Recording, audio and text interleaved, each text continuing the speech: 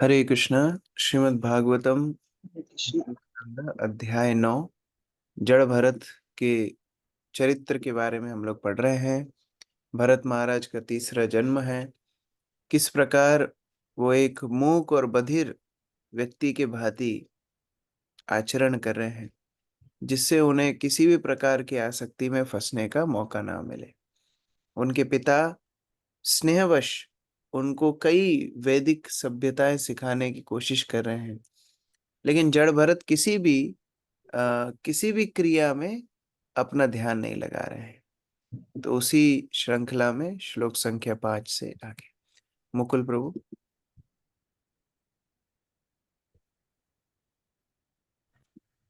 अपने पिता द्वारा वैदिक ज्ञान की समुचित शिक्षा दिए जाने पर भी जड़ भरत उनके समक्ष मूर्ख जड़ की भांति आचरण करते।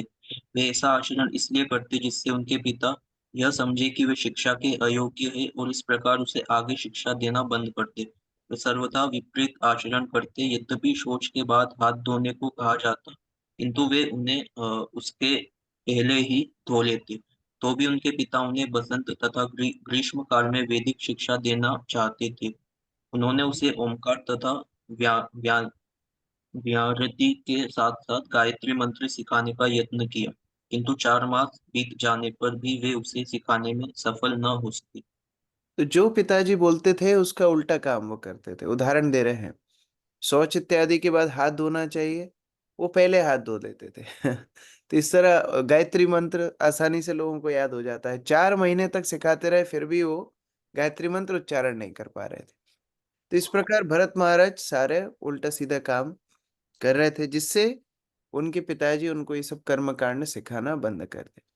अगर आप कोई भी वस्तु को लंबे समय तक करना चाहते हैं तो उसको बड़े अच्छे से करना चाहिए। अगर हम सेवा को बहुत अच्छे से करेंगे, सेवा बार बार हमारे पास आएगी। और यहाँ भरत महाराज जैसे, अगर हम पहली बार में ही बिगाड़ देंगे, दूसरी बार सेवा हमारे पास आएगी नहीं। तो इससे हम एक व्यवहारिक शिक्षा भी ले सकते हैं।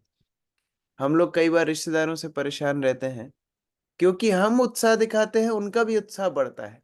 हम उत्साह नहीं दिखाएंगे, धीरे धीरे धीरे जो अभक्त है वो हमसे वैसे भी धीरे धीरे दूर हो जाएंगे। हमारा समय बचेगा भक्ति करने के लिए, प्रचार करने के लिए।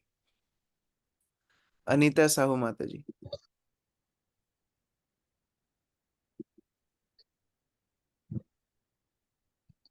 जड़ भरत का ब्राह्मण पिता अपने पुत्र को अपनी आत्मा तथा हृदय के समान मानता, अतः वह उससे अत्यधिक अनुरक्त था।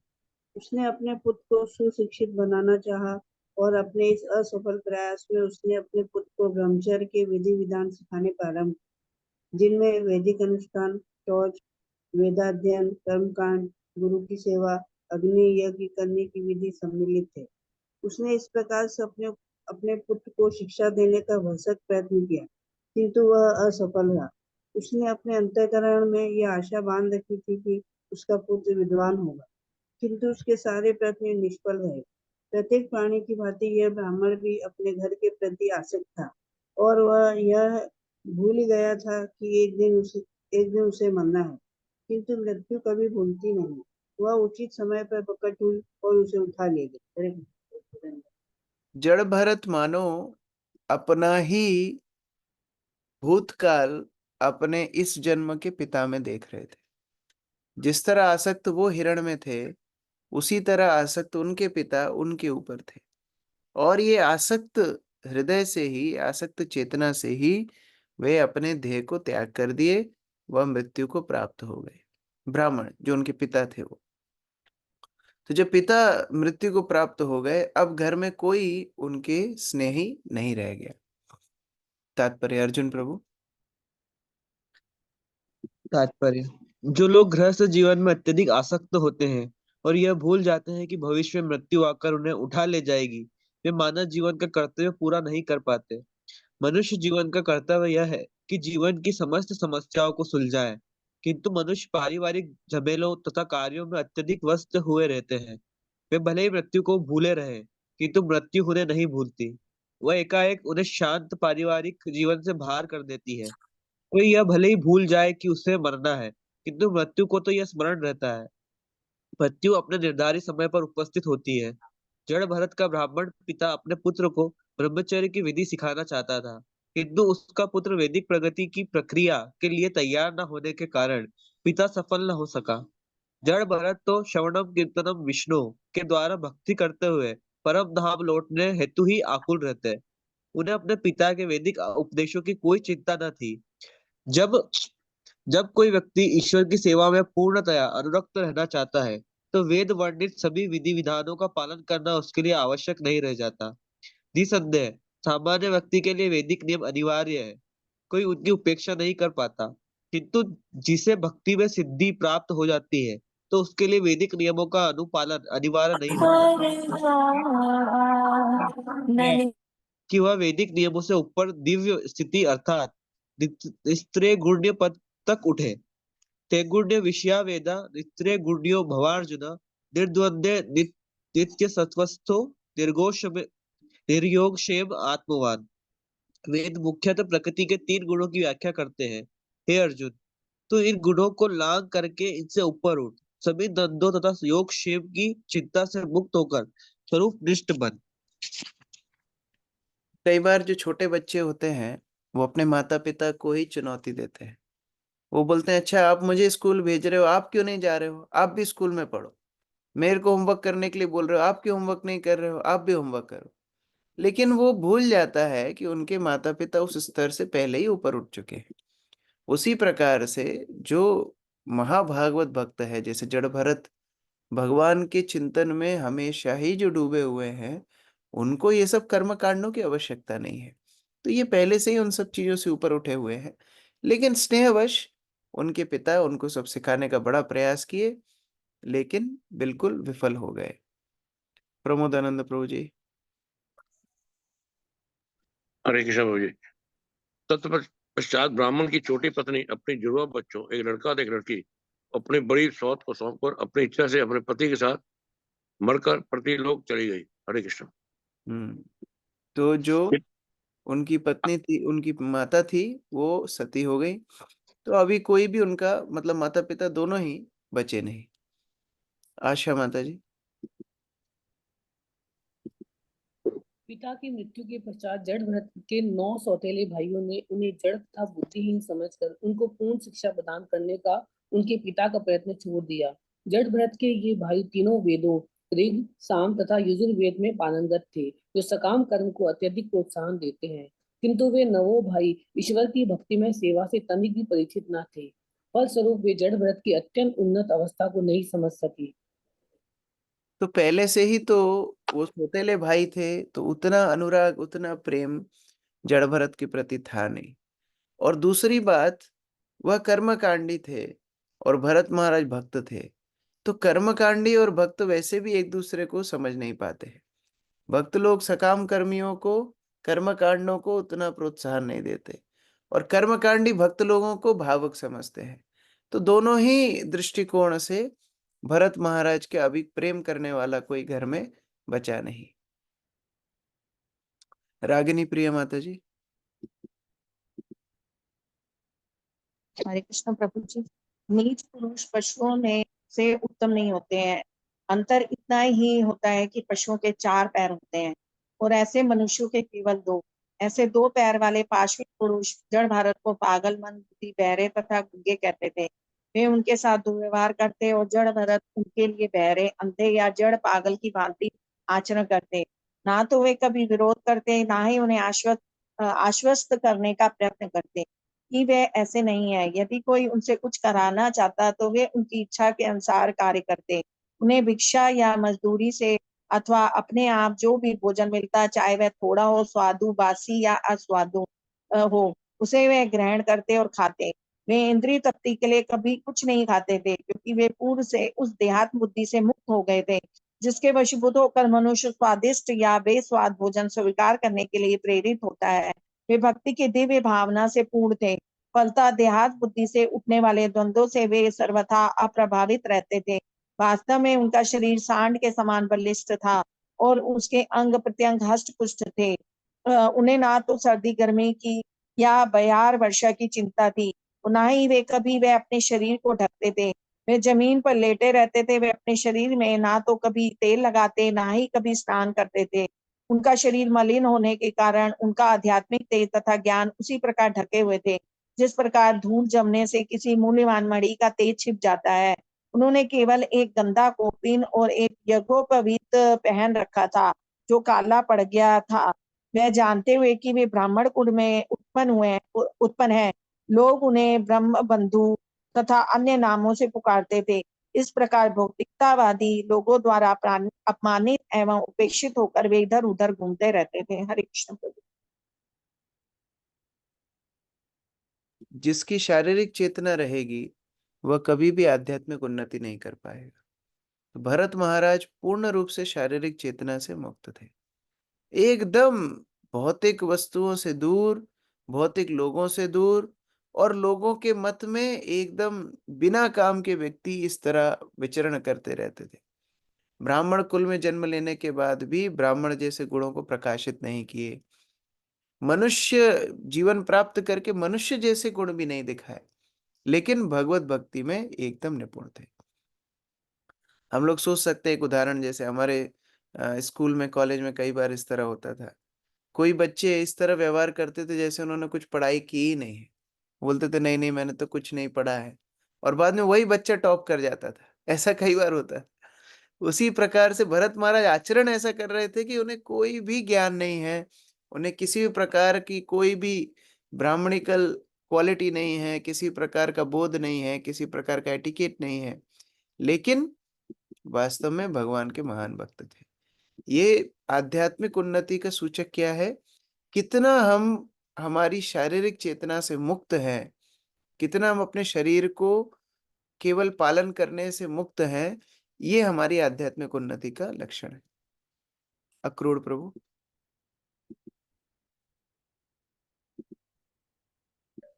तात्पर्य श्री नरोत्तम दास ठाकुर ने गाया है, देह स्मृति नाही या संसार बंधन कहा था। जिसे अपने शरीर पालन की इच्छा न रहे, अथवा जो अपने शरीर को ढंग से रखने का इच्छुक न हो, और जो किसी भी परिस्थिति में संतुष्ट रहे, वह या तो पागल होगा या फिर मुक्त। वास्तव में जड़ भरत के रूप में जन्म लेकर भरत महाराज भौतिक द्वंद्वों से सर्वथा मुक्त हो गए थे।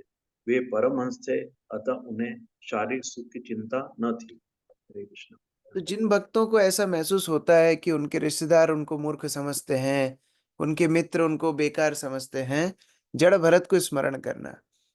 हमको वैसे भी उन लोगों से कोई सर्टिफिकेट नहीं चाहिए कि हम कितने अच्छे हैं। हमारा मुख्य कार्य है भगवान कृष्ण की चेतना में निमग्न होना। भौतिकवादी लोग हमको मूर्ख समझे, ये तो और अच्छा है, भरत महाराज के उदाहरण से सीख सकते हैं। विनोद प्रभु। हरे कृष्ण प्रभु। श्री नरोत्तम दास ठाकुर ने गाया है, देह स्मृति नहीं याद संसार बंधन कहाँ तार। जिसे अपने शरीर पालन की इच्छा न रहे, अथवा जो अपने शरीर को ढंग से रखने का इच्छुक न हो, और जो किसी भी परिस्थिति में संतुष्ट रहे, वह या तो पागल होगा या फिर मुक्त। वास्तव में जड़ भरत के रूप में जन्म लेकर भरत महाराज भौतिक द्वंद्वों से सर्वदा मुक्त हो गए थे। वे परमहंस थे, अतः उन्हें शारीरिक सुख की चिंता न थी। हरे कृष्ण। उस प्रकार से पूर्ण रूप से जड़ भरत केवल भोजन के लिए काम करते थे। उसके सौतेले भाइयों ने इसका लाभ उठाकर उसे कुछ भोजन के बदले खेत में काम करने लगा दिया, किंतु उसे खेत में ठीक से काम करने की विधि भी ज्ञात न थी। उसे यह ज्ञात ना था कि कहाँ मिट्टी डाली जाए अथवा कहाँ भूमि को समतल या ऊंचा नीचे रखा जाए। उसके भाई उसे टूटे चावल, खली, धान की भूसी, घुना अनाज तथा रसोई के बर्तन की जली हुई खुरचन दिया करते थे, जो जानवरों को डालते हैं, किंतु वह इन सबको प्रसन्नता पूर्वक अमृत के समान स्वीकार कर लेता था।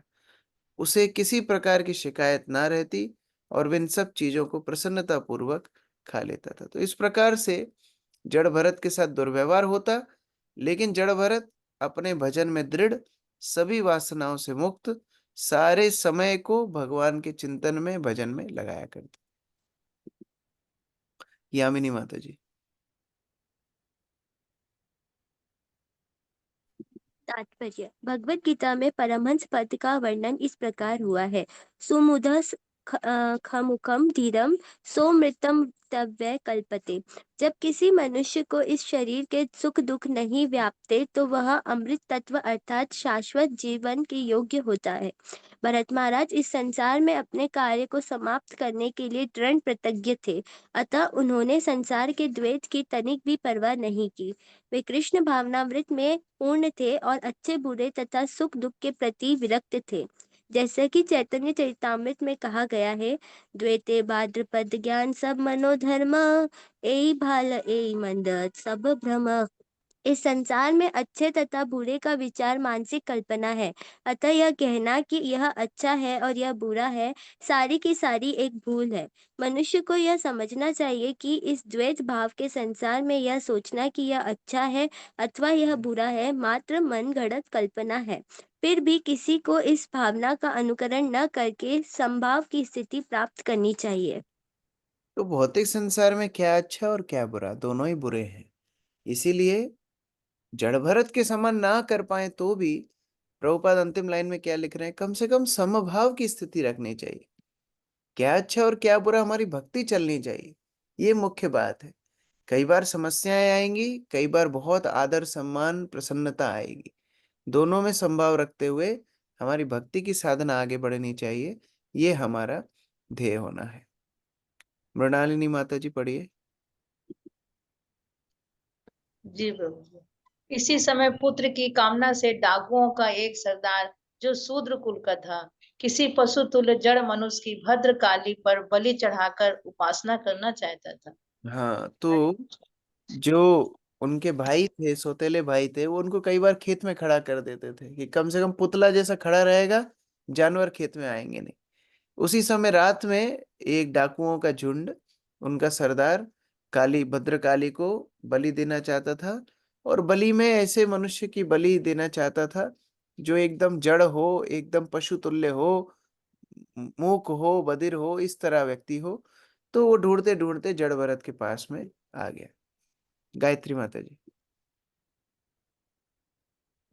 हरे कृष्ण। निम्न श्रेणी के लोग यथाशुद्ध अपनी भौतिक कामनाओं की पूर्ति के लिए देवी काली की या भद्रकाली जैसी देवियों की उपासना करते हैं, इस उद्देश्य से कि वो कभी कभी मूर्ति के समक्ष मनुष्य का वध करते हैं। वे सामान्य रूप से ऐसा व्यक्ति चुनते हैं जो मंद बुद्धि हो, अर्थात मनुष्य में के रूप में पशु हो।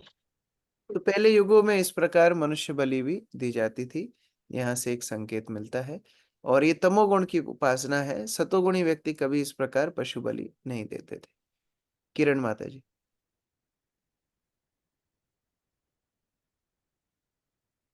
डाकुओं के सरदार ने बलि के लिए नर पशु पकड़ा, किंतु वह बचकर निकाल भागा और सरदार ने अपने सेवकों को उसे ढूंढने के लिए आज्ञा दी। वे विभिन्न दिशाओं में दौड़े किंतु उसे ढूंढ न सके। अर्धरात्रि में गहन अंधकार में इधर उधर घूमते हुए वे एक धान के खेत में पहुंचे, जहां उन्होंने अंगिरा वंश के एक ब्राह्मण कुमार जड़ भरत को देखा, जो एक ऊंचे स्थान पर बैठ कर मृग तथा जंगली सुअरों के खेत की रखवाली सुअरों से खेत की रखवाली कर रहा था। ये डाकुओं ने एक व्यक्ति को पकड़ा था, लेकिन वो छूट करके भाग गया। अब किसको बलि दें, आज रात में ही बलि देना है। ढूंढते ढूंढते ढूंढते खेत में जड़ भरत को देखा। जड़ भरत जो पुतले के समान वहां खड़े थे, उन्हीं को पकड़ने के लिए निश्चय किया। सुरेखा माता जी।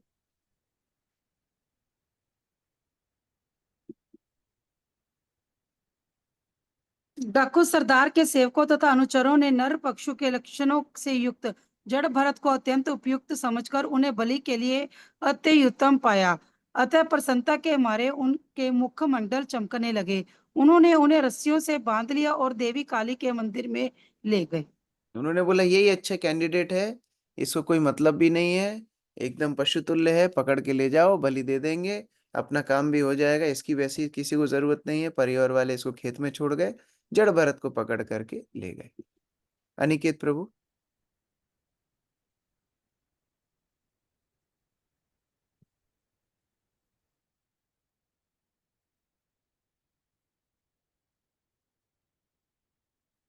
आरती माता जी। तात्पर्य, भारत के कुछ भागों में आज भी देवी काली के समक्ष पशु तुल्य मनुष्यों की बलि चढ़ाई जाती है। तो भी ऐसी बलि केवल शूद्रों तथा डाकुओं द्वारा चढ़ाई जाती है। उनका कार्य धनी व्यक्ति को लूटना है और इसमें सफल होने के लिए वे देवी काली के समक्ष नर पशु की बलि देते हैं। यह ध्यान देने की बात है कि वे देवी पर कभी भी किसी बुद्धिमान मनुष्य की बलि नहीं देते। ब्राह्मण शरीर में भरत महाराज गूंगे तथा बहरे प्रतीत होते थे, किंतु तो भी वे संसार के सर्वाधिक बुद्धिमान पुरुष थे। इतने पर भी पूर्ण पुरुषोत्तम भगवान के प्रति सर्वथा समर्पित होने के कारण वे उसी स्थिति में बने रहे और वध के लिए लाए जाने पर उन्होंने किसी प्रकार का विरोध नहीं किया। जैसा कि पिछले श्लोकों में हमें ज्ञात है, वे इतने बलवान थे कि चाहते तो रस्सियों से बांधे जाने से अपने आप को आसानी से बचा लेते, किंतु उन्होंने कुछ भी नहीं किया। वे अपनी रक्षा के लिए केवल पूर्ण पुरुषोत्तम भगवान पर पूर्ण रूप से आश्रित थे। श्रील भक्ति विनोद ठाकुर परमेश्वर के प्रति समर्पण का वर्णन इस प्रकार करते हैं। मारिब राखिब यो इच्छा तुहार नित्य दास प्रति तुया अधिकारा। हे भगवान, मैंने आपको आत्मसमर्पण कर दिया है। मैं आपका शाश्वत सेवक हूँ और यदि आप चाहें तो मुझे मारे या आप चाहें तो मेरी रक्षा करें। प्रत्येक दशा में आपको पूर्ण रूप से शरणागत हूँ। जड़ भरत को किस बात की चिंता है? उनको पता है ये मेरा बोनस जीवन है। ये जीवन में जस्ट भगवान को स्मरण करके बिना आसक्तियों के मुझे रहना है। मृत्यु के बाद भगवान के पास चला जाऊंगा। जितना जल्दी ये जीवन खत्म होगा उतना जल्दी ही भगवान के पास जाऊंगा। तो उन्हें अपने शरीर की चिंता ही नहीं है। भगवान को यदि बचाना होगा भगवान बचा लेंगे, नहीं बचाना होगा भगवान मार देंगे। यही विश्वास के साथ कोई भी प्रतिक्रिया नहीं की, किसी भी प्रकार से उनका विरोध नहीं किया। डाकू पकड़ के ले गए, चुपचाप उनके साथ में चले गए। अंकित प्रभु। इसके पश्चात चोरों ने नर पशु बलि की काल्पनिक पद्धति के अनुसार जड़ भरत को नहलाया, नए वस्त्र पहनाए, पशु के अनुकूल आभूषणों से अलंकृत किया, उसके शरीर पर सुगंधित लेप किया तथा तिलक, चंदन एवं हार से सुसज्जित किया। उसे अच्छी तरह से भोजन कराने के बाद वे उसे देवी काली के समक्ष ले आए और देवी को धूप, दीप, माला, खील, पत्ते, अंकुर, फल तथा फूल से भेंट चढ़ाई। इस प्रकार उन्होंने नर पशु का वध करने के पूर्व गीत स्तुति द्वारा मृदंग एवं तुरही आदि बजाकर देवी की पूजा की। इसके पश्चात जड़ भरत को मूर्ति के समक्ष बैठा दिया। हरे कृष्ण। जब भौतिक संसार में अत्यधिक सम्मान मिले, समझ लेना बलि के लिए तैयारी चल रही है। ज्यादा मालाएं चढ़ने लगे, तिलक चंदन लगने लगे, समझ जाना अभी माया के सामने बलि लगने वाली है। भौतिक जगत का सम्मान बड़ा खतरनाक है। भौतिक जगत का सम्मान वास्तव में हमारे लिए गलत ग्रह है, ये भार है। जैसे कोई डूबते हुए व्यक्ति के सर पे मुकुट रख दिया जाए, वो और जल्दी डूब जाएगा। उसी प्रकार से भौतिक संसार के सम्मान से बचना चाहिए। जड़ भरत का बड़ा श्रृंगार इत्यादि किया गया, काली की पूजा की गई और बलि देने के लिए सारे डाकू तैयार हो गए। स्वाति माता जी पढ़िए। इस श्लोक में स्वविधिना अर्थात अपनी स्वयं की विधि के अनुसार शब्द अत्यंत महत्वपूर्ण है। वैदिक शास्त्रों के अनुसार कोई भी कृत विधि विधानों के अनुसार किया जाता है, किंतु यहाँ पर यह कहा गया है कि चोरों तथा उचक्कों ने नर पशु को मारने की अपनी स्वयं की विधि निकाली थी।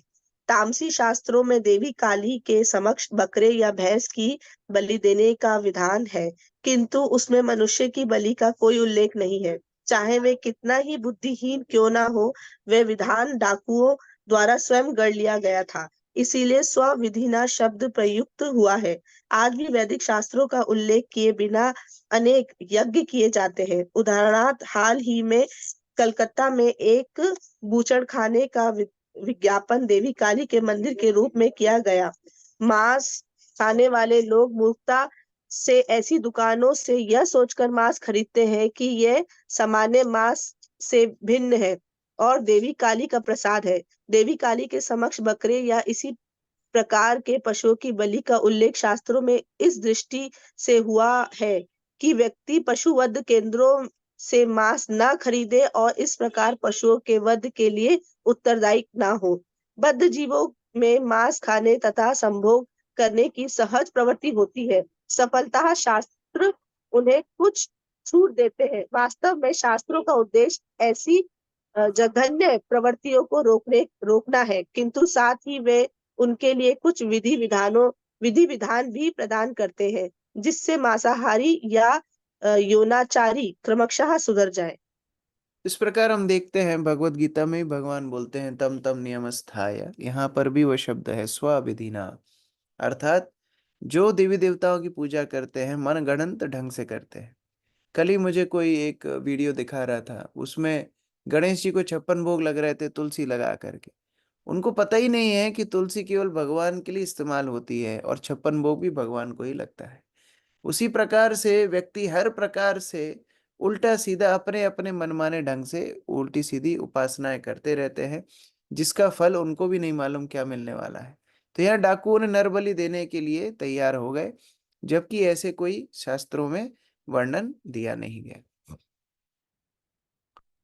कृष्ण दयाल प्रभु।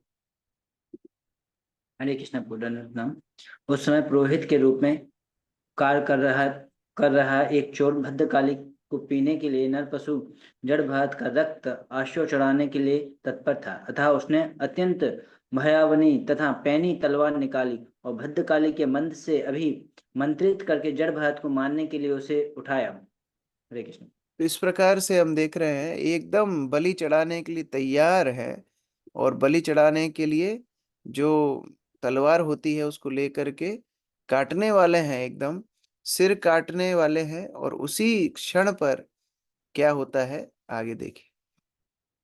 बसंत प्रभु। जिन चोर उचक्कों ने देवी काली के पूजन का प्रबंध कर रखा था वे अत्यंत नीच थे और रजो तथा तमो गुणों से आबद्ध थे। वे धनवान बनने की कामना से ओतप्रोत थे, अतः उन्होंने वेदों के आदेशों का तिरस्कार किया, यहाँ तक कि वे ब्राह्मण कुल में उत्पन्न स्वरूप सिद्ध जीवात्मा जड़ भरत का वध करने के लिए उद्यत थे।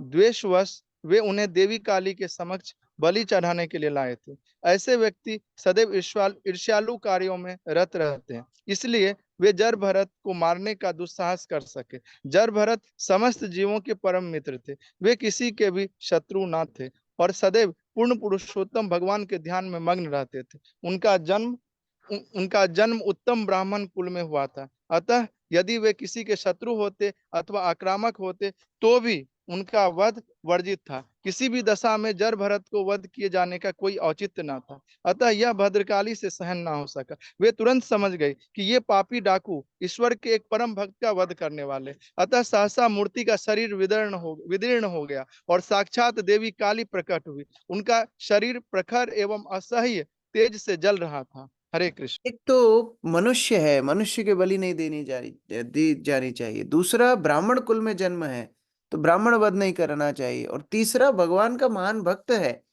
तो भक्त को तो स्पर्श भी करना बिना ये नकारात्मक भाव से ये अपराध है। तो इस प्रकार से हर तरह से ये जघन्य अपराध करने वाले थे। मूर्ति फाड़ करके माता काली वहां पर प्रकट हो गई। अनिकेत प्रभु। तात्पर्य: वैदिक आदेश अनुसार केवल आक्रामक का वध किया जा सकता है। यदि कोई मारने के उद्देश्य से आए तो आत्मरक्षा हेतु उसका तुरंत वध किया जा सकता है। यह भी कहा गया है कि यदि कोई घर में आग लगाने या किसी की स्त्री को अपवित्र करने या हरने के उद्देश्य से आए तो उसका वध किया जा सकता है। भगवान रामचंद्र ने रावण के समस्त परिवार का वध कर दिया क्योंकि रावण ने उनकी पत्नी सीता देवी का अपहरण किया था, किंतु शास्त्रों में अन्य किसी कार्य के लिए वध की आज्ञा नहीं है। देवताओं पर जो भगवान के विस्तार हैं, पशुओं की बलि, मुझे एक लाइन ऊपर होगी, पशुओं की बलि की अनुमति उन लोगों को है जो मांस खाते हैं। मांसाहार पर यह एक प्रकार का प्रतिबंध है। दूसरे शब्दों में वेदों में कुछ नियमों के द्वारा पशुओं के वध पर भी प्रतिबंध है। इन बातों पर विचार करते हुए यह कहा जा सकता है कि उच्च ब्राह्मण कुल में उत्पन्न जड़ भरत को मारने का कोई औचित्य नहीं था। वे स्वरूप सिद्ध थे और सभी जीवों के शुभचिंतक थे। वेदों के अनुसार चोर उचक्कों द्वारा जड़ भरत के वध किए जाने की स्वीकृति नहीं प्राप्त होती। फलतः देवी भद्रकाली ईश्वर के भक्त की रक्षा हेतु मूर्ति में से प्रकट हुई। श्रील विश्वनाथ चक्रवर्ती ठाकुर इस प्रकार व्याख्या करते हैं कि जड़ भरत का ब्रह्म तेज ऐसा था कि मूर्ति विदीर्ण होगी। रजो तथा तमोगुणी चोर उचक्के तथा ऐश्वर्य से प्रमत्त व्यक्ति ही देवी काली के समक्ष मनुष्य की बलि करते हैं। वेदों द्वारा इसकी अनुमति नहीं है। इस समय पूरे विश्व में हजारों कसाई घर हैं जो ऐश्वर्य के पीछे दीवाने लोगों द्वारा संचालित किए जाते हैं। भागवत संप्रदाय द्वारा ऐसे कृत्यों का कोई कभी भी अनुमोदन नहीं होता। हरे कृष्ण। अब आप सोचिए, जड़ भरत कोई काली की उपासना तो कर नहीं रहे थे। जड़ भरत भगवान के चरण कमलों का चिंतन कर रहे थे, और ये डाकू काली भक्त थे। फिर भी काली प्रकट हो गई इन डाकुओं को मारने के लिए और भरत को बचाने के लिए। इससे एक और शिक्षा मिलती है, जो भगवान का भक्त होता है, सारी देवी देवता उसकी मदद करने के लिए तैयार होते हैं। कई बार मन में यदि संकोच हो, अरे प्रभु जी, हम पहले वो फलाने देवी के मंदिर में जाते थे, हम नवरात्र के व्रत रखते थे, हम यहाँ जाते थे, वहां जाते थे, ये सब संकोच जिनके मन में है, ये भरत महाराज को स्मरण करना चाहिए। देखो, केवल कृष्ण भक्ति करने से सारे देवी देवता उस भक्त को सभी प्रकार से मदद करने के लिए तैयार होते हैं। लेकिन यदि कोई देवी उपासक, कोई देवता उपासक अगर भगवत भक्त को अपराध करता है, तो उन्हीं के आराध्य देवी देवता उनका नाश कर देते हैं। ये दोनों में कितनी पार्थक्यता है। इसलिए भगवान का भक्त होना सभी प्रकार से श्रेयस्कर है। मंजू माता जी।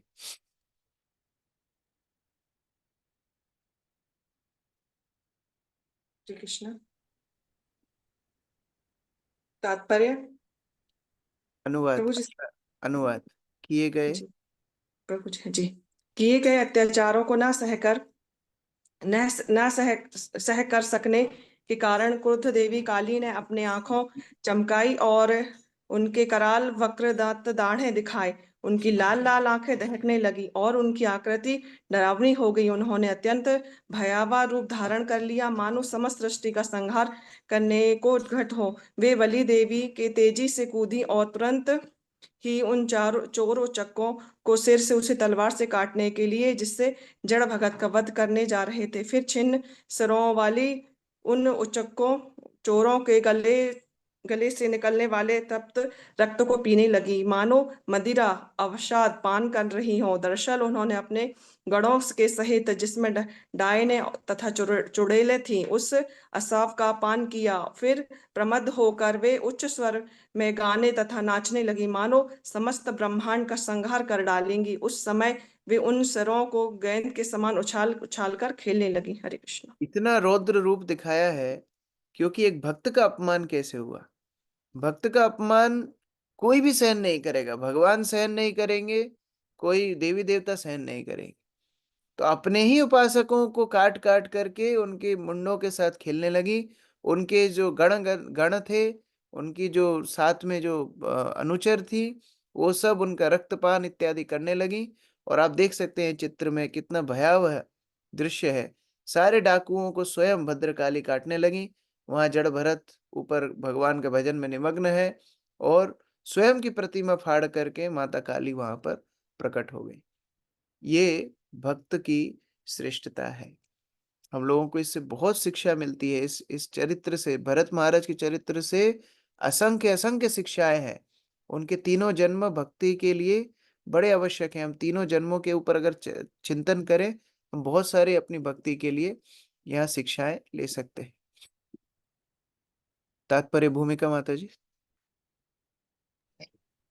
तात्पर्य इस श्लोक से स्पष्ट है कि देवी काली अपने सभी भक्तों का पक्ष नहीं लेती। देवी काली का कार्य ही असुरों को दंड देना और उनका वध करना है। देवी काली दुर्गा असुरों समाज के बुरे तत्वों का शिरोच्छेद करने में लगी रहती है। मूर्ख लोग कृष्ण भावनामृत की उपेक्षा करके देवी को प्रसन्न करने के लिए निकृष्ट वस्तुएं भेंट चढ़ाते हैं, किंतु अंत में पूजा में थोड़ी सी भी त्रुटि रह जाने पर वे इन उपासकों के प्राण लेकर उन्हें दंडित करती हैं। आसुरी लोग भौतिक लाभ के लिए देवी काली की उपासना करते हैं, किंतु पूजा के नाम पर किए गए पापों के लिए उन्हें क्षमा किया जाता है। मूर्ति पर मनुष्य क्षमा या नहीं पशु किया की नहीं किया जाता, क्षमा नहीं किया। क्षमा नहीं किया जाता है। मूर्ति पर मनुष्य या पशु की बलि विशेष रूप से वर्जित है। नेक्स्ट सरिता माता जी।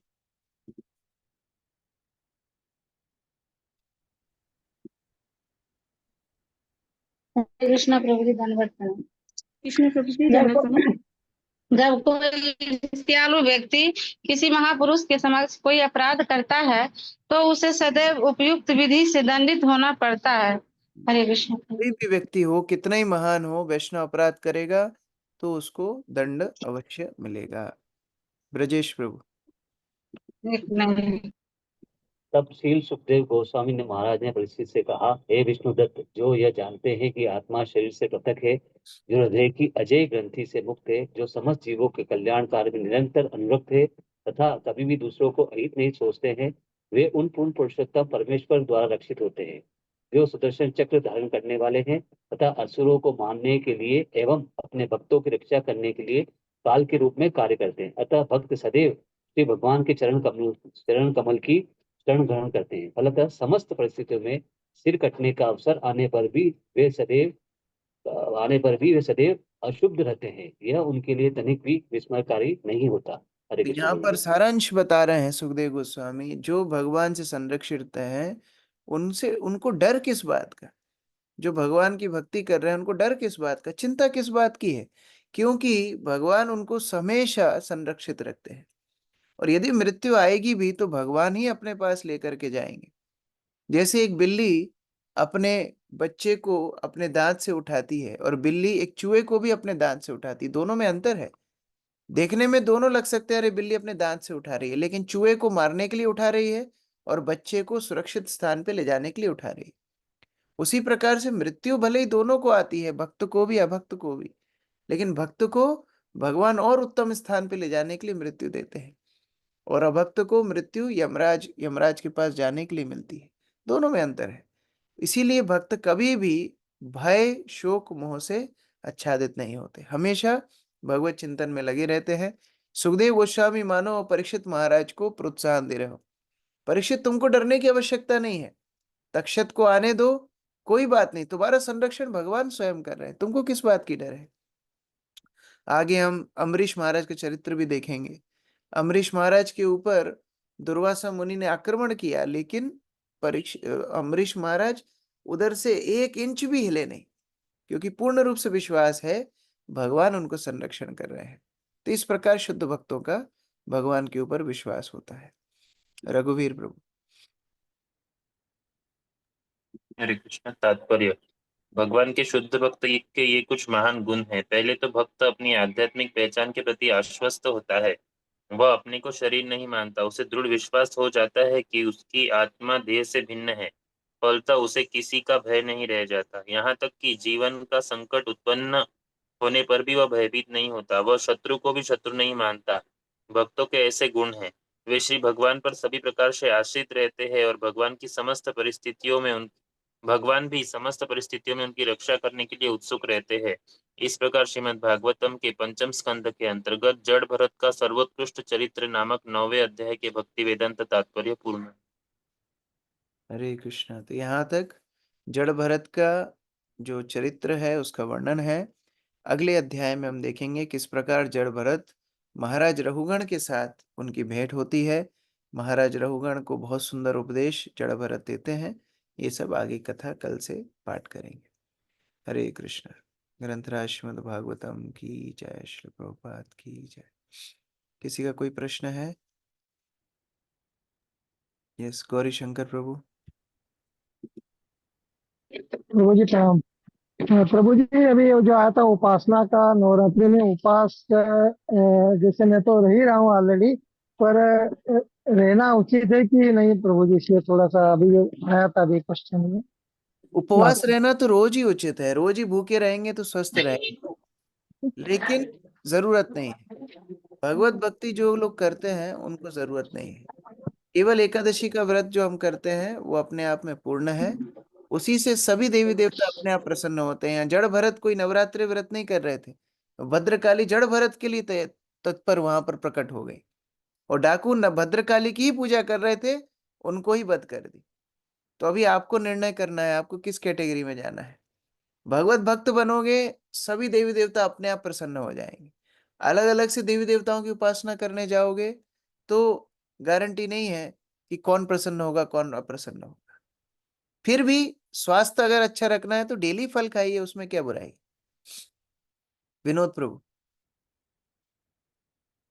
हरे कृष्ण प्रभु जी, दंडवत प्रणाम। प्रभु जी, भगवान की लीला बड़ी अपरंपार है। एक जन्म में भरत की चेतना पूर्ण होते हुए भी वो हिरण की मोह माया में फंस गए, पर भगवान ने उनको कभी वो इशारा नहीं किया कि आप कौन है क्या है, लेकिन दूसरे ही जन्म में आज भरत के पास सब कुछ सुख सुविधा होते हुए भी आप उसको नकार रहे हैं, तो ये ऐसी चेतना क्यों बनी प्रभु जी? देखिए, गंभीर भक्त की निशानी है कि एक बार गलती करता है, उस गलती से सीखता है। गलती सबसे हो सकती है। ऐसा नहीं है कि भगवान ने जो पहले जन्म में भरत महाराज को मदद नहीं की थी, नहीं। उनको ये चेतना बार बार आ रही थी कि वो गलती कर रहे हैं। वो चेतना कहाँ से आ रही थी? परमात्मा ही दे रहे थे, भगवान मदद कर रहे थे। लेकिन उस समय भगवान की उपेक्षा करके भी हिरण के प्रति आसक्त रहे, तो ये गलती की। लेकिन जब अगला जन्म हिरण का मिल गया तो गलती समझ गए। यही गंभीर भक्त की निशानी है। गलतियां करना सबके सबके लिए स्वाभाविक है, लेकिन गंभीरता की निशानी क्या है? अपनी गलती से सीखें और दोबारा वो गलती ना करें। तो फिर अगले जन्म में या तीसरे जन्म में भी भरत महाराज बड़े सतर्क रहे। उसी प्रकार हमारे जीवन में भी हमें भगवान निरंतर उपदेश देते हैं, परमात्मा के रूप से हो, भक्तों के रूप से हो, शास्त्रों के रूप से हो, सभी रूप से हो। अगर हम अपनी गलती समझ जाएं और सुधर जाएं तो हम गंभीर हैं, और वही गलती बार बार करते रहें तो फिर हम गंभीर नहीं हैं। ये हमको वहां से शिक्षा लेनी। तो इसका मतलब ये प्रभु जी के भक्त को भगवान ऊपर उठने का एक मौका देते हैं। एक मौका नहीं, अनगिनत मौका देते हैं, लेकिन हम उस मौके को ठुकराते हैं। भगवान तो अनगिनत मौके देते हैं हमको भक्ति में आगे बढ़ने के लिए। जैसे माता पिता बच्चों को कितनी बार मौका देते हैं? अनगिनत मौके देते हैं। बच्चों को ऊपर उठना पड़ेगा। ठीक है, हरे कृष्ण।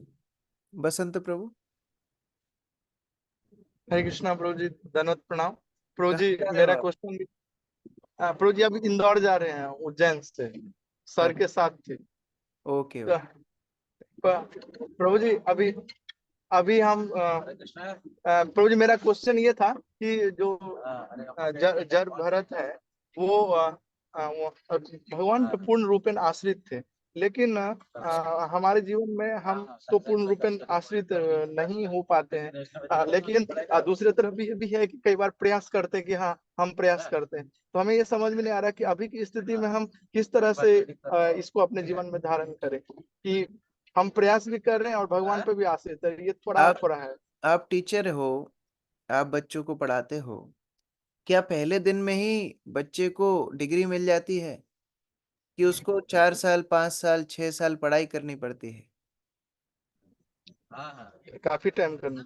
हाँ, इसी तरह भक्ति में भी पहले दिन ही थोड़ी पराकाष्ठा पे पहुंच जाएंगे। हम लोग साधन भक्त हैं। साधक भक्त प्रयास करते हैं, धीरे धीरे धीरे अपने गंतव्य के पास पहुंच रहे हैं। और वही तो हम बच्चों को प्रोत्साहन भी देते हैं, बच्चों रोज पढ़ो। रोज पढ़ोगे, अच्छे से तैयारी करोगे तो एग्जाम में उत्तीर्ण हो। उसी प्रकार से हम प्रतिदिन जो प्रयास कर रहे हैं, ये हमारे लक्ष्य की ओर ही हम आगे बढ़ रहे हैं। उसी प्रेरणा से हमको आगे बढ़ना चाहिए। और वही हमारी साधन भक्ति एक दिन राग भक्ति में, प्रेम भक्ति में परिणत हो जाएगी। तब हम परिपक्व भक्त बन जाएंगे। लेकिन इस साधन मार्ग पे लगे रहना है, उत्साह के साथ, निश्चय के साथ। ठीक है, thank you so much. Babita माता जी। हरे कृष्णा प्रभु जी, पांचांग प्रणाम।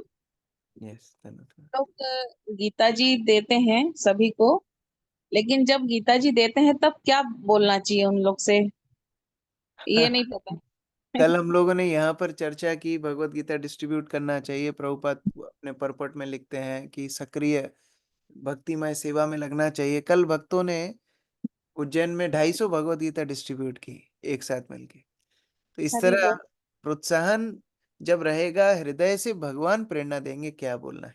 इसकी कोई टेक्निक नहीं है, लेकिन जैसे व्यक्ति दिखता है, जा करके हमको उसको अनुरोध करना है, देखिए भगवत गीता है, और भगवान से प्रार्थना करना है। भगवान अपने आप हृदय से वो वाक्य देंगे। प्रफुल्ल प्रभु भी कल भगवत गीता डिस्ट्रीब्यूट कर रहे थे, कल रात तक, लेट तक। तो इस तरह कई भक्त कल भगवत गीता डिस्ट्रीब्यूट कर रहे थे, प्रतिदिन ही कर रहे हैं। इसकी कोई टेक्निक नहीं है, कोई सेमिनार नहीं है कि क्या बोलने से भगवत गीता व्यक्ति ले लेगा। नहीं, भगवान से प्रार्थना करना है, और वो प्रार्थना के वश भगवान प्रेरणा देते हैं किसको क्या बोलना चाहिए। लेकिन वो उत्साह होना चाहिए कि मुझे ये जीवात्माओं के उद्धार के लिए भगवत गीता उन तक पहुंचानी है। ठीक है, हाँ, हम लोग ने है ना, मतलब अभी तक जितनी भी गीता जी बांटी है वो अपन खरीद के ही मतलब दी है, लोगों गिफ्ट स्वरूप ही दी है, मतलब बेची नहीं है। गिफ्ट देंगे अच्छा है, लेकिन सबसे अच्छा है आप उनसे मूल्य लें। क्योंकि जब गिफ्ट में चीज मिलती है तो उसकी वैल्यू नहीं होती है, वो आपका सम्मान करने के लिए ले लेंगे, रख देंगे। लेकिन जब आप उनसे पैसे लेंगे तो पैसे बड़ी चीज नहीं है, आजकल 250 रुपया हर व्यक्ति हर कहीं फेंकता है।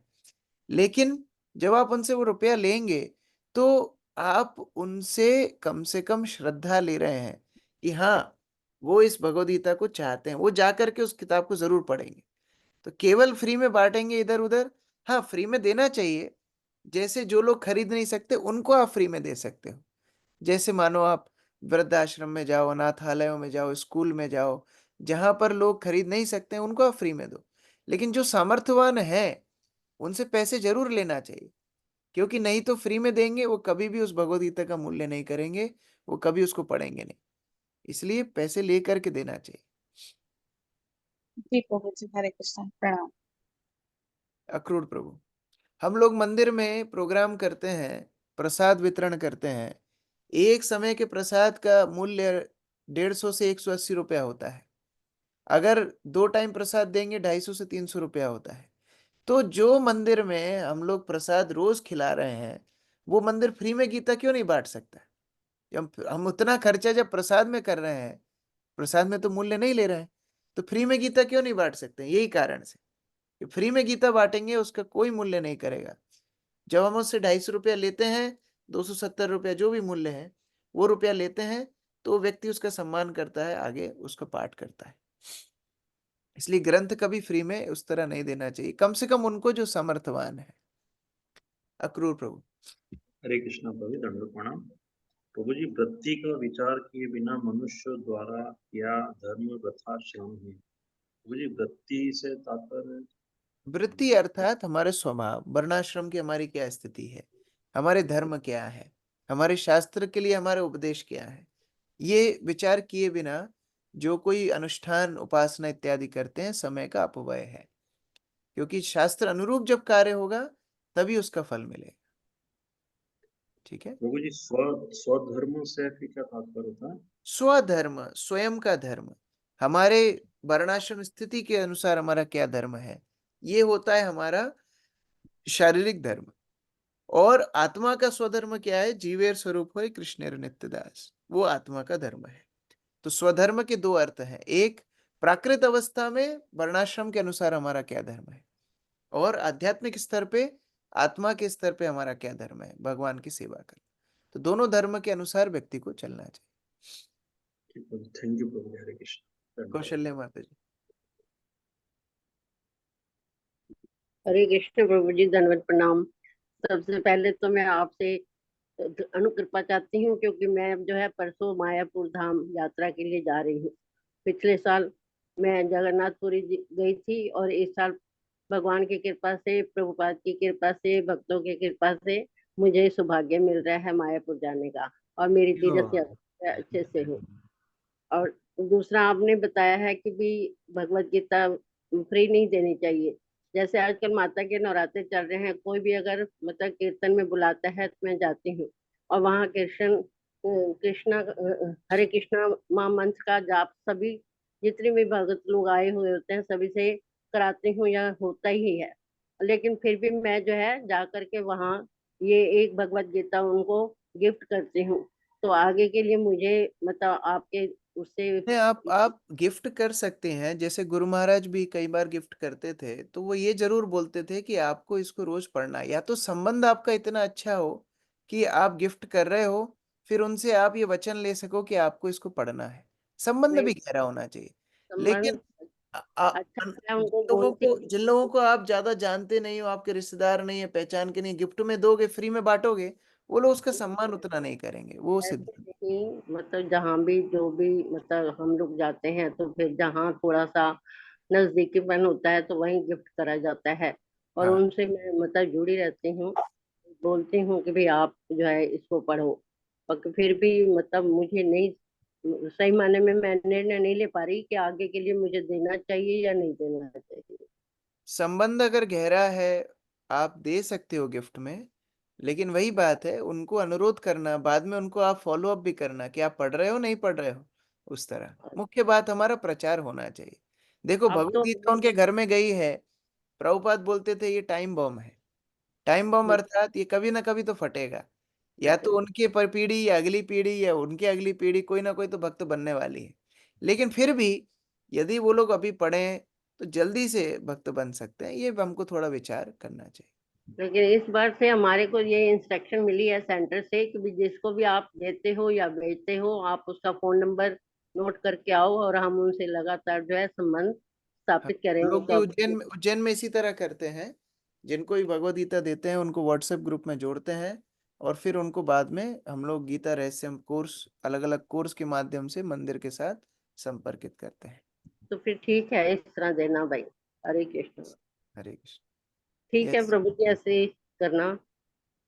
हरि बोल। कृष्ण कृष्ण पटेल प्रभु। हरे कृष्णा प्रभु जी, दंडवत प्रणाम प्रभु जी। प्रभु जी मैं ये पूछना चाह रहा था कि अ, जैसे 2 साल 3 साल पहले मैंने भक्ति स्टार्ट करी थी, तो अब स्थिति ऐसी हो गई है कि कहीं घर में रहने का मन नहीं करता, किसी भी काम में रहने का मन, काम करने का मन ही नहीं करता। और बस कि अब सिर्फ प्रभु एक स्थिर बैठे रहे, बस प्रभु का ध्यान लगाए, उनका जप करते रहे। मतलब ऐसी स्थिति है कि अब किसी चीज में मन लगने को बिल्कुल भी तैयार नहीं है, न काम में न किसी भी चीज में। कहें कि रिश्तेदारी अगर या भाई बहन, बस एक ही प्रभु का चिंतन और बस शांत, इसके अलावा कोई इच्छा नहीं जीवन में। बस अब मेरे को कुछ समझ नहीं आ पा रहा है। कभी कभी होता है मन के मैं मंदिर आ जाऊं, क्योंकि घर वाले थोड़े से मेरी बात से रुष्ट हैं कि भक्ति करता है ऐसा वैसा। तो मैं सोच रहा था कि मैं मंदिर में रहकर भक्ति करूं, तो मेरा थोड़ा सा मार्गदर्शन करिए प्रभु जी। ये तो बहुत अच्छा विचार है। अगर किसी के हृदय में इस तरह भगवान को प्राप्त करने की उत्सुकता हो, यदि वो विवाहित ना हो तो वो मंदिर आ सकता है, मंदिर में आकर के ब्रह्मचारी बन सकता है और अपना पूरा जीवन भगवान की सेवा में, वैष्णवों की सेवा में, कृष्ण भक्ति के प्रचार में लगा सकता है। ये उत्कृष्ट जीवन है। ब्रह्मचारी जीवन उत्कृष्ट इसलिए नहीं है क्योंकि भगवा वस्त्र पहने हुआ है, वो उत्कृष्ट इसलिए है क्योंकि उसका पूरा समय भगवान की भक्ति और उनके प्रचार के लिए होता है। लेकिन अगर कोई पहले से विवाहित है तो फिर उसको जिम्मेदारी नहीं छोड़नी चाहिए, वो घर में रहे और वहीं से कृष्ण भक्ति प्रचार में, कृष्ण भक्ति के आंदोलन के विस्तार में मदद करने में अपना देह लगाए, अपना समय लगाए। उस तरह से वो पूर्णकालीन भक्त है। पूर्णकालीन भक्त गृहस्थ हो, ब्रह्मचारी हो, पूर्ण समय भगवान की सेवा में लगा सकता है। तो जो अविवाहित हैं, वेलकम, आप मंदिर में आइए, आप मंदिर में ज्वाइन कर सकते हैं, मंदिर में ब्रह्मचारी रह सकते हैं। आनंद के साथ आप। हरे कृष्णा प्रभु जी। आवाज हरे नहीं आ रही कृष्ण। प्रभु। हरे कृष्णा। हरे कृष्णा प्रभु जी, मैं विवाहित हूँ, परंतु कुछ समस्याएं ऐसी है प्रभु जी, जैसे मेरी वाइफ है जो सुन नहीं सकती, बोल नहीं सकती, परंतु वो सांसारिक विषयों में इतनी लिप्त है कि वो इन सब चीजों को महत्व नहीं देती। और मैं सोच रहा हूँ कि अगर ये जीवन ऐसे ही व्यर्थ चला गया तो फिर बहुत मेरे लिए इससे बड़ा दुर्भाग्य कुछ नहीं होगा। तो चाहे सब कुछ छोड़ना पड़े, परंतु मैं इसी जीवन में परमेश्वर की प्राप्ति करना चाहता हूँ, भगवान श्री कृष्ण की जो प्राप्ति गृहस्थ करना हैं, चाहता हूँ। जो गृहस्थ हैं, ऐसा नहीं है कि आपको सब कुछ छोड़ना पड़ेगा। घर में रहकर भी आप पूर्णकालीन भक्त, मैं वही बता रहा हूँ, पूर्णकालीन भक्तों जैसा आप आचरण कर सकते हैं। घर में रहिए, भक्ति कीजिए, सुबह 4 बजे उठिए, अपना जप कीजिए, घर में ही मंगला आरती कीजिए, भागवत पाठ कीजिए और प्रचार में मदद कीजिए, और जो जिम्मेदारियां हैं उनका निर्वाह कीजिए। ये कृष्ण ने ही आपको जिम्मेदारियां दी हैं। देखिए, प्रथम अध्याय भगवत गीता में अर्जुन भी इस तरह बोल रहे थे कि मैं सब कुछ छोड़ दूंगा, जंगल में चला जाऊंगा। फिर भगवान ने बोला नहीं, आपका जो धर्म है उसका पालन आपको करना है। तो क्योंकि आप विवाहित हैं, आपकी जिम्मेदारियां हैं, उसका निर्वाह कीजिए, और उनका निर्वाह करते करते करते, भगवान को स्मरण करते करते अपनी भक्ति भी कीजिए। ये शुद्धिकरण है। इन इन क्रियाओं के माध्यम से आप भगवान के समीप जाते जाएंगे।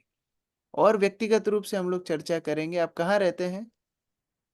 मैं सांवेर के पास अपने उज्जैन मंदिर से 32 किलोमीटर पर मेरा घर है प्रभु जी। तो आप उज्जैन आना, मैं उज्जैन आ गया हूँ। किसी भी एक आध दिन आकर के आप मुझसे मिलना, हम लोग व्यक्तिगत रूप से बैठ करके बात करते हैं, ठीक है? हरे कृष्णा प्रभु जी, दंडवत प्रणाम प्रभु जी। दीपिका माता जी। हरे कृष्णा प्रभु जी, दंडवत प्रणाम। प्रभु जी, मेरा प्रश्न नहीं है, पर मैं सभी भक्तों के प्रति कृतज्ञ हूँ प्रभु जी, क्योंकि मैं चलने में इतनी सक्षम नहीं थी, फिर भी काफी सपोर्ट किया सभी भक्तों ने मेरा।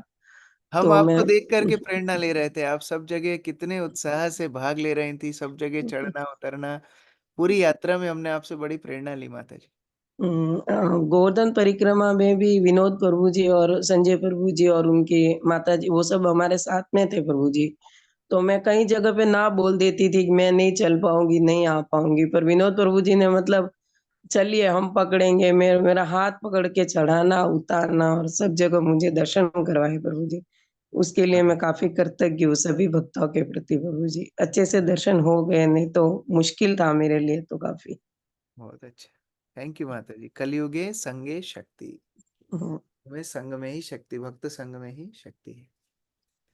हरे कृष्ण। कृष्ण दयाल। हरे कृष्ण। हरे कृष्णा प्रभु जी, दंडवत प्रणाम। जैसे प्रभु जी, जब हम भगवत गीता डिस्ट्रीब्यूट करने जाते हैं ना, तो कई लोग बोलते हैं कि हमारे पास तो है, पहले से है, ये वाले फलाना प्रकाशन की है, ये है।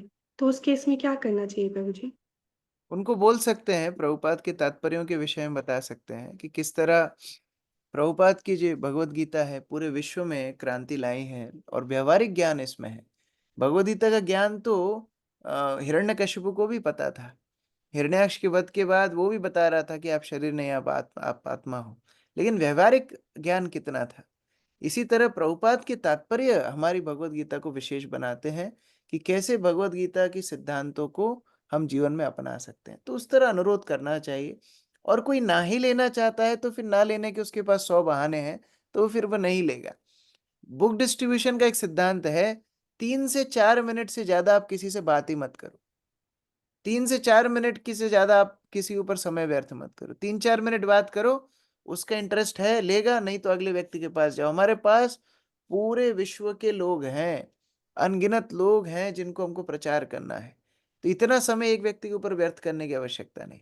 3-4 मिनट बात कीजिए, 3-4 मिनट से 5 मिनट भी मत कीजिए। नहीं है इंटरेस्ट, ठीक है भैया, हम दूसरे के पास जा रहे हैं, हमारे पास बहुत लोग हैं डिस्ट्रीब्यूट करने के लिए, ठीक है? जी प्रभु। और प्रभु जी, एक चीज और, जैसे कि यहाँ पे गुजराती में ज्यादा अच्छा रहेगा देना या हिंदी में, क्योंकि लोगों के पास दोनों रखिए, गुजराती। आप गुजरात में हैं, दोनों गीता रखिए। हिंदी में लेना चाहते हैं, गुजराती में लेना चाहते हैं, और कोई भाषा में भी लेना चाहते हैं, तो उनसे एक काम, उनको बोलिए कि आप अपना एड्रेस दीजिए, हम भिजवा देंगे। जैसे मान लो कोई तमिल मिला, तेलुगु मिला, आज प्रभुपाद की भगवद गीता 175 से ज्यादा भाषाओं में प्रकाशित होती है, तो कोई भी भाषा में आप उनको भेज सकते हैं। जी जी Prabhu ji, thank you Prabhu ji. Hare native Krishna. Best है इंग्लिश में, कि प्रभुपाद ने इंग्लिश में लिखी है, लेकिन जो इंग्लिश नहीं पढ़ पाते हैं, फिर उनकी नेटिव लैंग्वेज में हम उनको दे सकते हैं। जी प्रभु, थैंक यू। हरे कृष्ण। सरिता माता जी, अंतिम प्रश्न। हरे कृष्ण प्रभु जी, दंडवत प्रणाम। प्रभु जी, हम मेरे परिवार के लोग बोलते हैं जो शांभवी को जो तुम भक्ति में लगा दी है, तो उसको उसे ऐसा लड़का नहीं मिलेगा, तो क्यों लगाए? वो सब गुस्सा रहे हैं। भक्ति से दोबारा बोलिए। भक्ति में लगा दी है, कंठी माला सब कुछ छोड़ दिए हैं, मतलब लहसुन प्याज सब कुछ नहीं चलते हैं। तो वही बता रहे थे, उसको शादी होगा कहीं पर, तो कैसे यहाँ ऐसा लड़का मिलता नहीं है यहाँ इधर। देखिए ये सब तो भगवान, सब गुस्सा रहे हैं मेरे ऊपर। कोई बात नहीं। इस तरह जितने भगवत भक्तों के रिश्तेदार हैं, वो हमेशा गुस्सा करते ही हैं, वो थोड़ा आप सहन कीजिए। लेकिन आप कल्पना हम करो, वो उसको बोलते जब हैं प्रभु जी, हम सबको बोलते हैं जब भगवान ने में भगवान भेज देगा वैसा लड़का। हाँ, नहीं, आप देखिए, हम जब प्रचार करते हैं ना, हमको इतने साल का अनुभव है, जब लड़का भक्त होता है और लड़की भक्त नहीं होती है, तो लड़का जब विवाह करता है अभक्त लड़की से, वो भी भक्ति छोड़ देता है। ऐसा हमें 90% इस तरह हमने सिचुएशन देखी है। लेकिन लड़की जब भक्त होती है, वो जिस घर में जाती है सबका दिल जीत करके उनको भक्त जरूर बना देती है। ये भी हमने सिचुएशन देखी। तो लड़की का भक्त होना हो सकता है पहले साल में नहीं होगा, एक आध साल तो उनको थोड़ा सबका हृदय जीतने में लगेगा ससुराल में, लेकिन एक आध साल बाद ही देखेंगे लड़का भी भक्ति करेगा, सास ससुर सब भक्ति करने लगते हैं, क्योंकि धीरे धीरे धीरे घर की बागडोर तो माता ही संभालती है।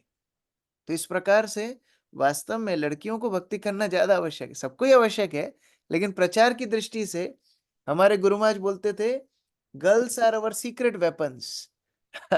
सीक्रेट वेपन्स, सीक्रेट वेपन्स मतलब छुपे हुए हमारे मतलब अस्त्र हैं, ये जहां जाती हैं वहां जाकर के पूरे परिवार को भक्त बना देती है। तो उस प्रकार से आपको चिंता करने का जरूरत नहीं है, भगवान सब व्यवस्था करेंगे। थैंक यू प्रभु। हरे कृष्ण। धन्यवाद प्रणाम। यमुना रानी माता जी। हरे कृष्ण प्रभु जी, दंड प्रणाम। प्रभु जी, मेरी मौसी जी वो हमसे भगवत गीता मांग रही है, लेकिन 20 साल पहले उन्होंने हमें भगवत गीता दी थी गिफ्ट में, तो फिर हमें अब वो मांग रही है कि हमें पढ़नी है, तो उस पैसे लेने चाहिए नहीं लेने चाहिए प्रभु जी? नहीं, देखिए मैं दोबारा स्पष्टीकरण करूंगा। मैंने जो बात बोली पैसे लेने की, वो उन लोगों के लिए बोल रहा हूँ जिनको आप जानते नहीं हैं, उनको फ्री में बांटोगे और जो समर्थ हैं देने में तो कभी उसका मूल्य नहीं करेंगे। अब एकदम ही खासम खास रिश्तेदार है उसको आप देते हैं और उनको बोलते हैं आप पढ़िए, बाद में उनको आप प्रेरणा देते हैं पढ़ने के लिए, उसमें कोई बुराई नहीं है। मित्रों को आप देते हैं, उनको बोलते हैं पढ़िए, उसमें कोई बुराई नहीं है। लेकिन सड़क पे जाकर के फ्री में नहीं बांटना चाहिए, उससे कोई उसका मूल्य नहीं करेगा। जी प्रभु जी। ठीक है। प्रभु जी अर्चना धन्यवाद। माता जी। हरे कृष्ण प्रभु जी, धन्यवाद प्रणाम। जी मैं पूछ रही थी कि वो जड़ भरत का जो पहला जो भरत महाराज थे, फिर उनका जन्म जब हिरन में हुआ, तो वो तो उस समय उत्कृष्ट भक्त थे, तो क्या मतलब जानवर थे तो वो उस समय भी भगवान को तो याद करते करते उन्होंने शरीर त्याग किया था, तो क्या जानवर शरीर में वो नहीं प्राप्त हो सकता है क्या? जैसे भगवत धाम नहीं जा सकते क्या, हो इसलिए सकता है, उनको? हो सकता है, कोई भी योनि से भगवत धाम जाया जा सकता है। जैसे चैतन्य महाप्रभु की लीला में हम देखते हैं, चैतन्य महाप्रभु जब बाल्यावस्था में थे तो उनको एक कुत्ते के प्रति प्रेम आ गया था, छोटा सा, और उस कुत्ते को उन्होंने हरि नाम दिया, वो कुत्ता हरि नाम करते करते भगवत धाम चला गया। हो सकता है, असंभव नहीं है। लेकिन जड़ भरत के माध्यम से शिक्षा भी तो भगवान को देनी थी। ये महान भक्तों का जीवन हमारे लिए शिक्षा देने के लिए भी होता है कि किस तरह आचरण करना चाहिए। आगे जाके रघुगण महाराज को उपदेश भी देने हैं, अब हिरण के शरीर में कैसे उपदेश देते, तो ये सारी लीलाएं भी आगे होनी थी। तो इसीलिए ये सारी व्यवस्थाएं भगवान ने बनाई थी। लेकिन कोई भी योनि से भगवत धाम जाया जा सकता है, इसके कई प्रमाण शास्त्र में मिलते हैं। हरे कृष्ण। अंशु माता जी, अंतिम प्रश्न। हरे कृष्ण प्रभु जी। हाँ, हरे कृष्ण। हरे कृष्ण प्रभु जी, मेरे को जो ये श्लोक है ये मुझे बार बार माइंड में स्ट्राइक हो रहा है। हरे नाम केवलम कलहो नास्तेव नास्तेव, आगे क्या है वो मैं बार बार भूल जा रही हूँ। नास्तेव गतिरन्यथा, गति न हरे नाम एव केवलम, 3 बार हरे नाम है, फिर लास्ट में 3 बार कलौ नास्तेव नास्तेव नास्तेव गतिर अन्यथा। इसके अलावा और कोई गति नहीं है, इसके अलावा और कोई ध्येय नहीं है, इसके अलावा और कोई गंतव्य नहीं है। हरि नाम एव केवलम, हरि नाम ही सर्वस्व है। हरि बोल, आपके मुख से सुन के दिन सार्थक हो गया। धन्यवाद प्रभु जी। हरे कृष्णा। हरे कृष्ण। श्रील प्रभु जी एक क्वेश्चन था प्रभु जी। हाँ, गौरी शंकर प्रभु। प्रभु जी निवेदन ये कर रहा था कि अभी जो सावेर से आपसे बात हुई थी मंदिर में आने के लिए प्रभु जी, हाँ, तो मैं निवेदन कर रहा हूँ थोड़ा सा उनसे कि मेरे माता जी 72 साल की उम्र है, उनको मैं दुकान में दिखाता हूँ और मेरे भगवान कृष्ण के पास से मेरा प्रॉपर्टी का मैंने काम चालू कर, मुझे आवश्यकता है यहाँ पर एक व्यक्ति की ऐसे जो काम संभाल ले अपनी दुकान पे मेरी, तो प्रभु जी अगर वो आना चाहे तो मैं उनको एक्सेप्ट कर सकता हूँ प्रभु जी। ठीक है, मैं बात करूं, पहले उनके परिवार की सिचुएशन समझूंगा, फिर आपको बात करूंगा। ठीक है। ठीक है। हरे कृष्ण। हरे कृष्ण। श्रील प्रभुपाद की जय, संवेद भक्त वृंद की जय।